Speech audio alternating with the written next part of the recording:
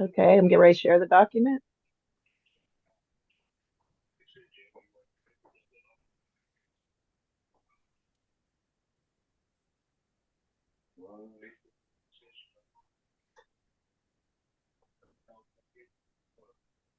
Yeah, I don't know what her normal runs are, like what kids people are into, but I know she does a terrible. Okay. Good evening, everybody. Members, welcome to the January 28th board meeting of the Citizens Police Review Board. The agenda tonight is we will call to order. We'll have opening remarks by myself. We'll have our reports. Then we'll have some business. And then if we have individuals out there in social media that would like to say a few words at the end of the meeting, or have a 3-minute time limit. So if you would like to either sign up in the chat or raise your hand at the end, that would be most helpful. I believe that most all members except I think we have 2 members that are not here tonight. Is that Executive Director? Is that correct? That's correct, Dr. Gershio. Ms. Shields indicated about 5:30 that she had a family emergency, and she would be trying to jump on as soon as she can, if she can. And Mr. Williams is excused. He couldn't make it tonight at all. Given that we do have quorum tonight, so we will be able to carry on our regular business. So the first bit of business is that we have our board minutes from our December 3rd meeting. And everybody should have received that maybe about 5-6 days ago. Was everybody able to peruse the minutes? And if so, may I have a motion? I'll make a motion to approve the minutes. Thank you. Second? I'll second. Thank you. Discussion? Hearing none. All in favor of accepting the minutes as presented? Aye. Aye. Opposed? The meeting minutes have been approved. And so Beth, if we can go, I have no report tonight. If we could go to the Executive Director's report. Sure, be happy to, Dr. Gershio. Good evening, members, and Happy New Year.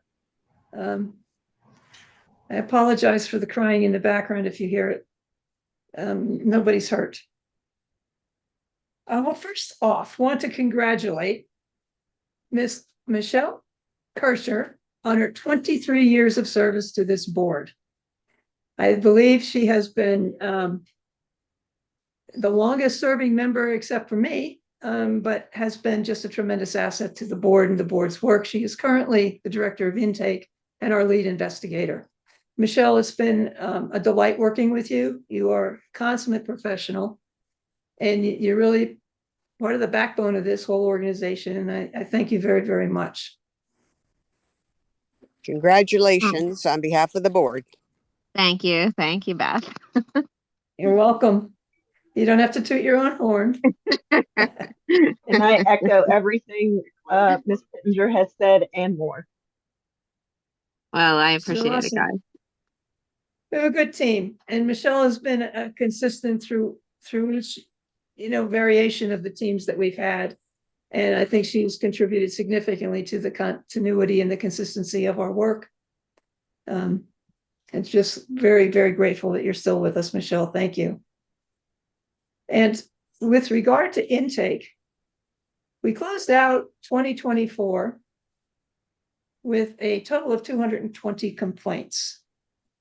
That has been the last 3 years, 200, 221, 227. It's just, we seem to have settled around 200 complaints a year now. And that's a good thing. The Detail of that will be provided to you probably by the next meeting, and that would include the nature of the allegations contained in all of those complaints, the demographics of the people who filed those complaints or contacted us for some assistance, and the zones, and which zone had the most number of complaints. I can actually tell you that now. Zone 3 had the greatest number of complaints, followed by Zone 2. Zone 1 and 5 had the same number of complaints, Zone 6, and then Zone 4. And there was one complaint against the telephone reporting unit.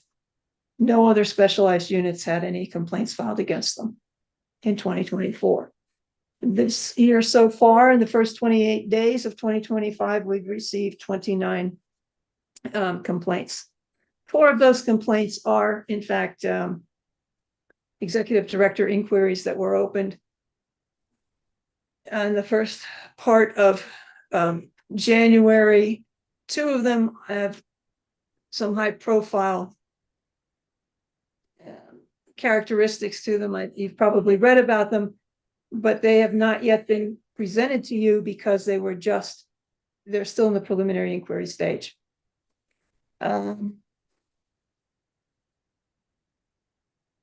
We had, I'm not sure if, I don't think we had informed you in December that we had a position, had offered a position to a candidate for appointment to investigator, because we had the position that was vacated by Mr. Elwood.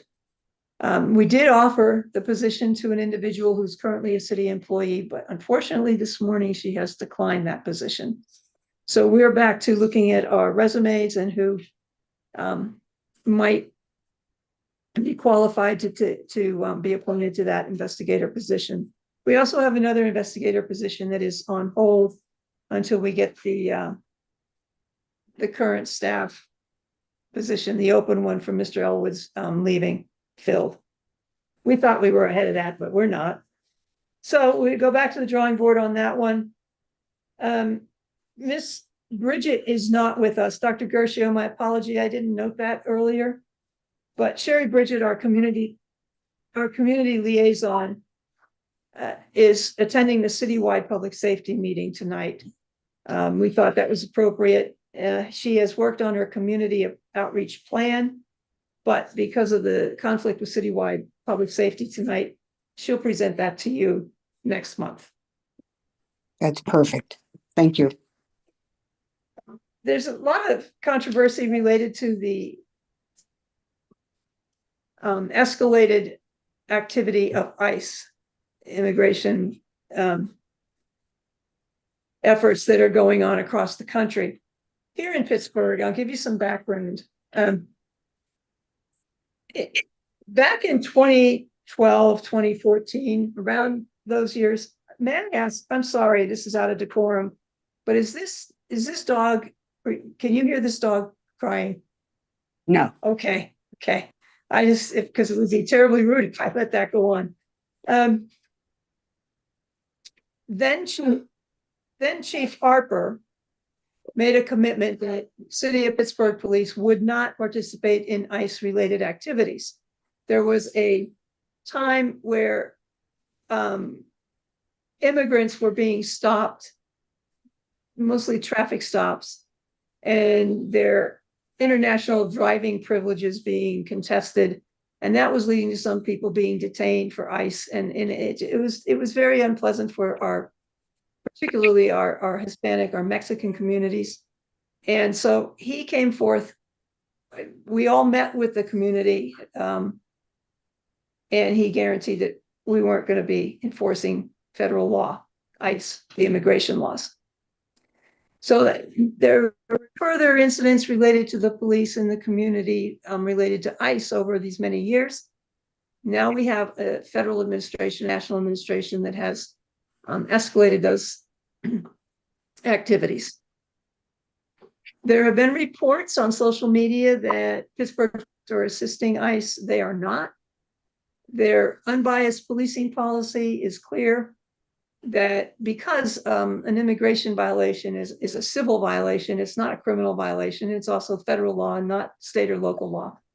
The police will continue to enforce, and if incidentally there is a related immigration issue, it would be presumably with it would still remain an ICE issue. The Pittsburgh police will not be arresting or taking people into custody on an alleged immigration violation. So we have not yet received any complaints related to that, but we know it's a contemporary issue in the community.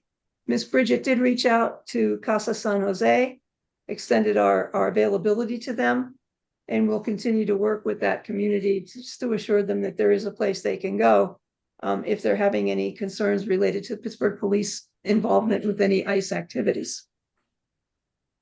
I had hoped that we could have someone from the Bureau of Police tonight, but because of the citywide, that just wasn't possible. Although Acting Chief Ragland, if he is still acting chief for our February 22nd meeting, he has agreed to come and have some discussion about that if that's your wish.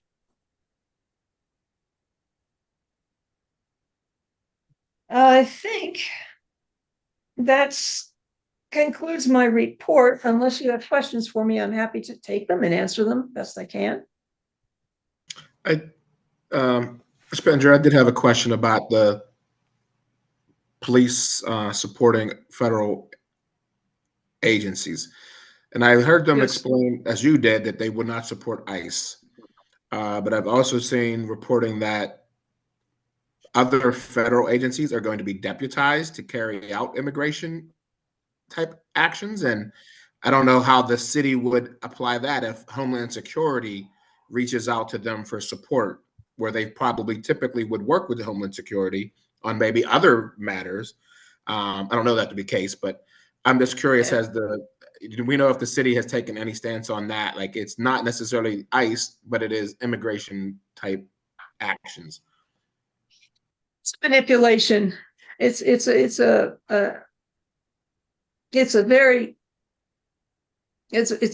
manipulation. The Mayor Gainey has stated publicly that the city will not cooperate with any ICE activities or immigration enforcement activities.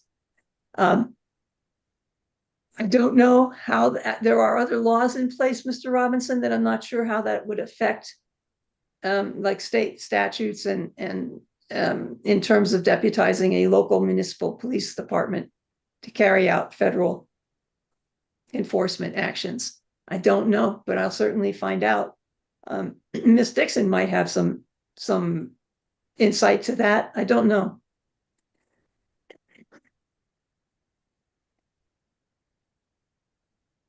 Go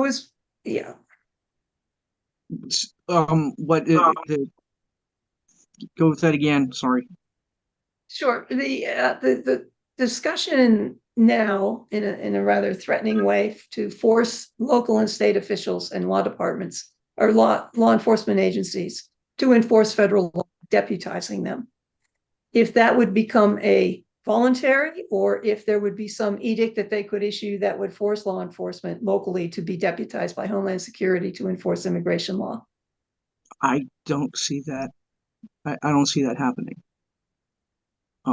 I think there'd be immediately the suits to block it, just like a few other things that have come up lately to block. So, I mean, we've done joint task forces, but this isn't. I don't see that coming to that.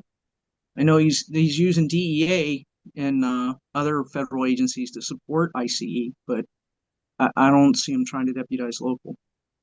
Okay, and thanks, Ms. Dixon. Actually, that was my question was more pertaining to that latter part, like not necessarily deputizing local, but if deputized DEA agents acting on a immigration action would request support from the city.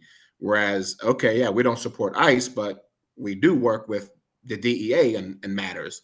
And so I just wasn't sure if they had had any discussion about that implication.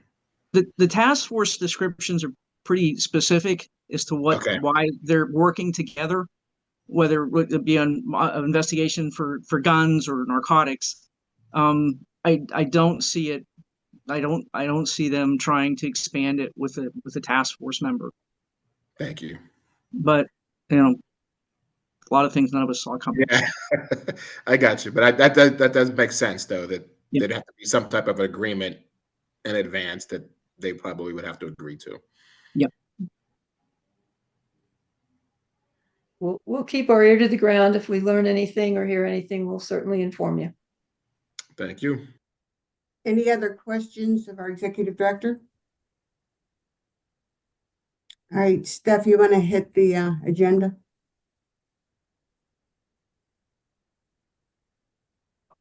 Thank you. Alrighty, so we are timed that we have 24 case reviews that I'm sure everybody had an opportunity to review, and we will go through them and move accordingly. So we have we have 0 for public hearing at this time. And we'll talk more about our meeting in April in a bit, about maybe some meet and greet, but we'll talk about that in a bit. We have 4 for full investigation. We have 002-25 ED, 00125, I think 00125 ED, 208-24, and 177-24. Do I have a motion? I'll make a motion. Second?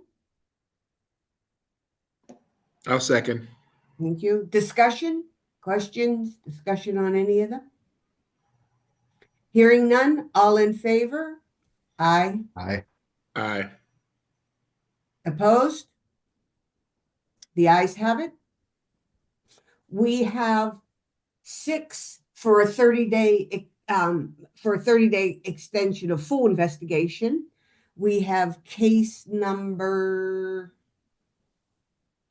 174-24, 173-24, 169-24, 161-24 ED, 091-24, and 061-24. Do I have a motion? I'll make a motion. Thank you. Second? I will second that. Thank you. Discussion? Questions? Hearing none, all in favor? Aye. Aye.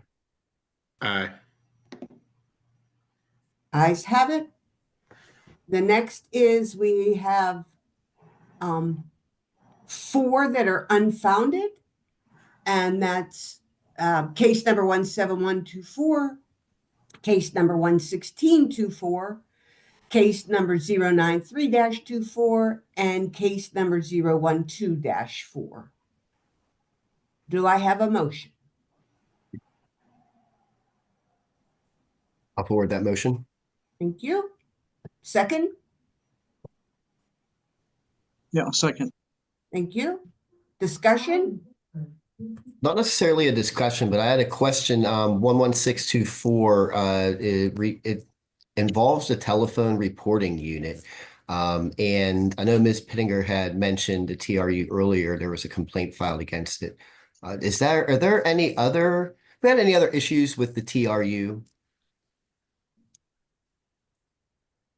None that have been expressed to us, with the exception of this. We hear things, but we can't grasp any particular incident that demonstrated that True was at fault. If you listen to their dispatching, True frequently sends calls back to be dispatched to patrol, because the nature of the call was such that it would not be appropriately handled by True. But other than this, I don't believe we've had any other complaints against that unit. Thank you. Any other further discussion? Hearing none, all in favor? Aye. Aye. Aye. Opposed? Ayes have it. And we have two that are unsustainable, and that's case number 162-24 and 149-24. Do I have a motion? I'll make that motion. Second? A second. Thank you. Discussion? Questions? Hearing none? All in favor? Aye. Aye. Opposed? The ayes have it. And then we have the four others. Case number 215-24, case number 155-24, case number 140-24, and the last one 191-23. Do I have a motion? Make a motion. What's Thank the you. motion on these?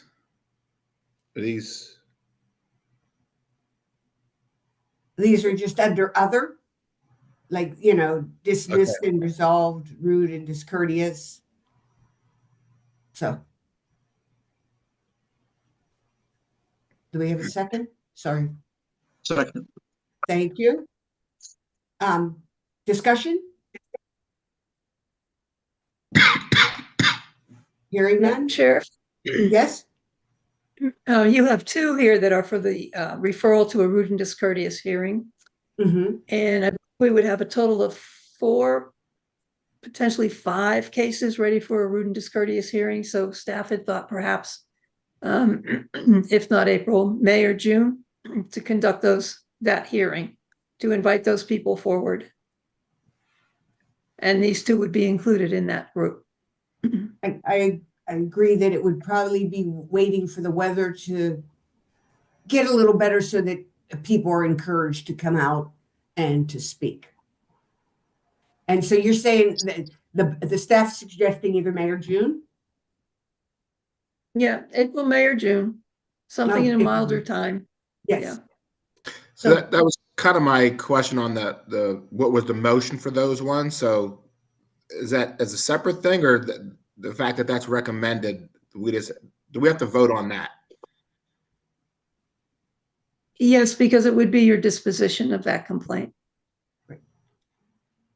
And that It's not, you're not going to make a determination on the allegations contained in their complaint, but the individuals, it gives them an opportunity to express to you what happened, their story, give them an opportunity to share their experience and why they were so dissatisfied that they filed a complaint, even though we cannot arrive at a disposition recommendation that would necessarily support their allegations. But they do warrant your attention, at least in the course of hearing their story. Yeah, and I was gonna say, it gives them a voice that they otherwise wouldn't have with us because, there was not enough evidence. Okay, thank you. And, you're right, Beth, April, May, June, whatever the pleasure of this board is. But I do think that it should be in the nicer weather to encourage and make it easier for people. And again, it stays a little lighter longer so that, people feel a little more safe. We would probably do it in the community, I should say, at one of maybe somewhere up on the hill. Or Beth, do we know where many of these cases were, so we don't have people traveling across? I do not offhand know where the complainants are, but we can certainly look at that and see if we could arrange something that would be near their neighborhood. Yeah, because, for people to get to where they need to go, if they use public transportation, it might be just a little easier for them. But is the board okay with an April, May, or June? Again, given the rationale of why we're pushing it to those dates, to one of those months. Yeah, makes sense. Okay. All right, any other questions before we vote? I think we had a motion on the floor, right? I believe. We had a second. So all in favor? Aye. Aye. Opposed? The ayes have it. Alrighty, and we have four for suspension.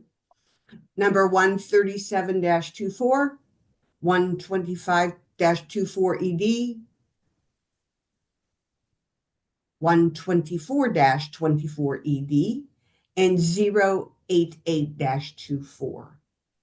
Again, do I have a motion? Make that motion. Thank you. Second, Second. discussion? All in favor? Aye. Aye.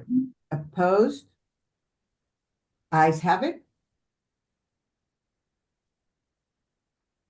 And then again, we have the continued suspensions, the summaries provided, so. And again, Beth, these are just informational, right, and not needing votes, is that correct? Correct. So again, if you were able to look at those 9, and then if anybody had any questions, we can entertain those. I just, with and I think we've had this discussion a couple of times, but with a change in the chief again, I know we seem to have issues with securing the body worn camera footage, and don't know if this is another opportune time to talk with Acting Chief Ragland, or we wait to see what happens going forward. Solicitor Wright and I are getting schedules for meeting with the city law department to discuss the access to body worn camera video, as well as other material that they have not been providing to our investigators. It's Okay, I will wait to hear the an outcome. issue that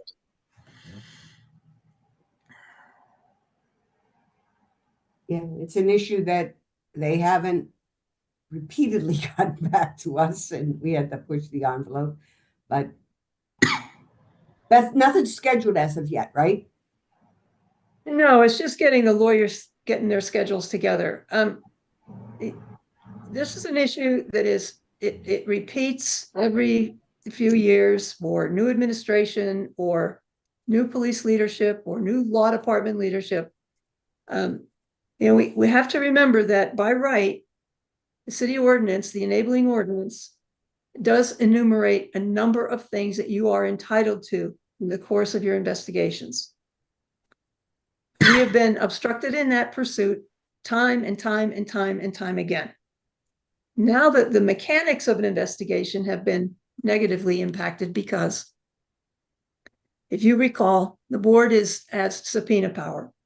We use the subpoena power, and according to a court consent decree that we had in a court order, actually in 2004, I believe it was, and that access by using our subpoena, access to the protected statements given by police officers to the Office of Municipal Investigation, that was accessible to us through the use of our subpoena. That was court ordered. What's happening now is that OMI has access to body worn camera video. They are clearing cases based on observation of the body worn camera video. We don't have the benefit of that. Some of those cases may involve criminal investigations. They would have access to it. Our argument is that, well, that's fine if it's under Criminal History Record Information Act protection. However, that doesn't apply to every body worn camera video. And the chief, we maintain, has discretion to allow access to that video. The city law department doesn't think so, I guess. They feel that the district attorney, which is permissible under the state statute, controls and access to body worn camera video.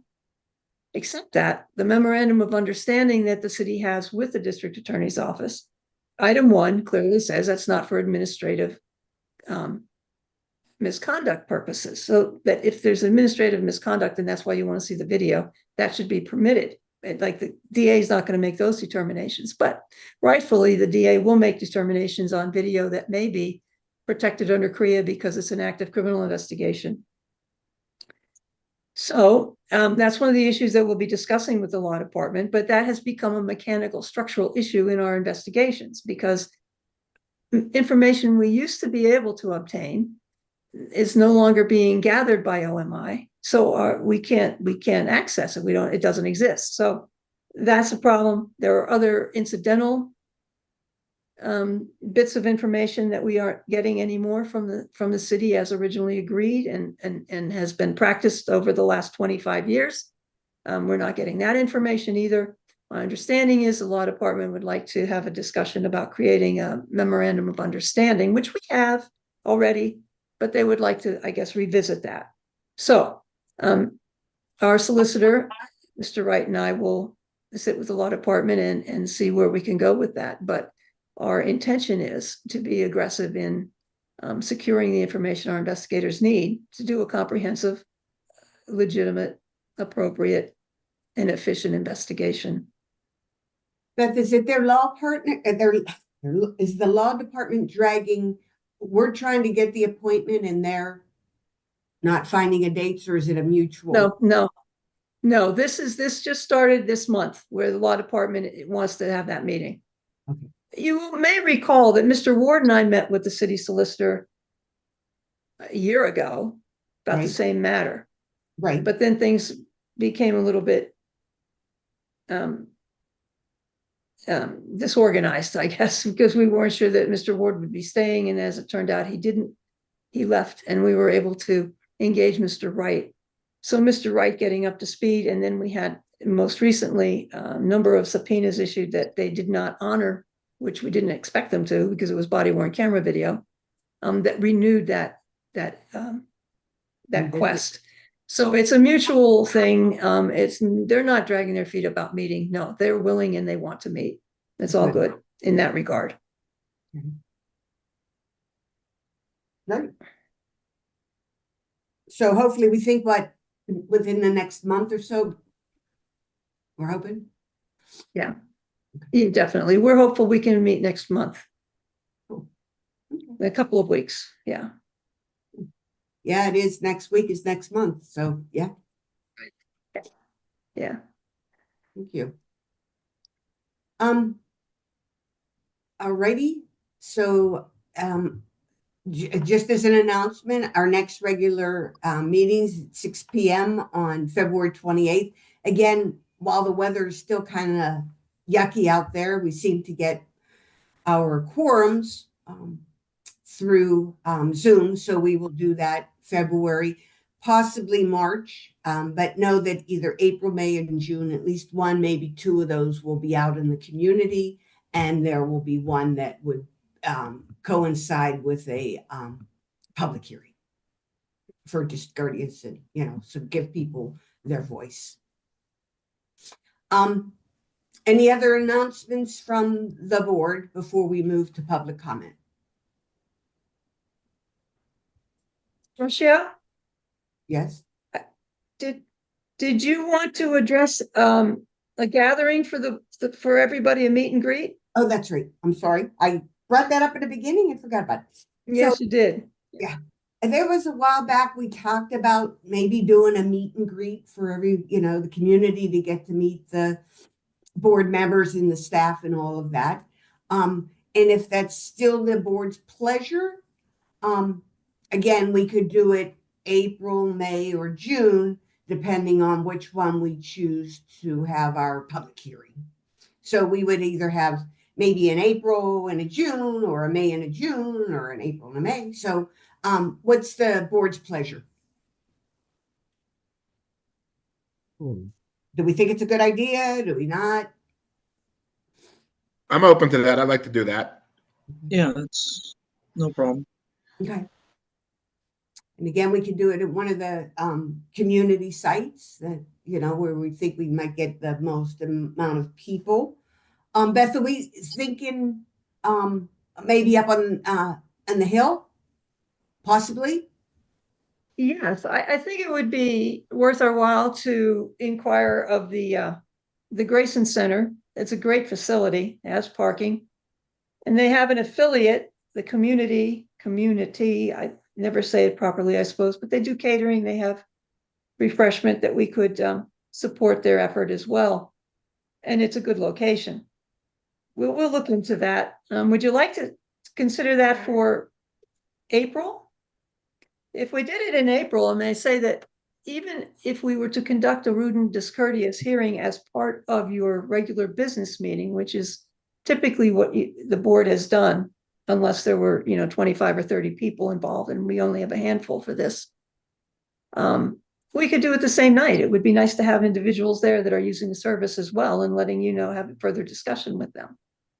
So we could do that as well as have a meet and greet that could be, I'm sure that some of our friends in the community would notify people, or let them know about the event. And we could do both the same night. Okay, so right now, how many rude and discourteous do we have out there? 5, 6, 5 total. So sometimes we don't, we never get all 5. So if we had 2 or 3, that'd be good. Board members, what are you thinking? Too long of a meeting? Because again, we would do our regular business, do the hearings that most people, we would probably give them, 5 to 7 minutes per person. So if 4 showed up, that'd be about a half an hour, right? And then go into, a cookie kind of drink, sort of thing, and mingle, and staff and board and community. Yeah, April would be great. Yeah, Beth, let's see when they're available, and I guess we'd be open to April, May, June, whenever they can best do us, because our next meeting is 2 days after the Easter holiday, and I don't know what school schedules and families are at that time. What I'm not sure is the K through 12 system, whether their holiday or semester break is the week before Easter or the week after Easter. So I'm not sure, but whatever you guys could work out, that'd be great. Okay, we'll look into it and let you know. Okay, thank We'll you. report back. Ready? Any other things before we move to public comment? Stephanie, do we see anything? I don't see anything in the chat. Mark and Trish say hi and Happy New Year. Happy New Year from us. I don't see any hands raised or anything in the chat. I don't see anything in Q&A. Alrighty.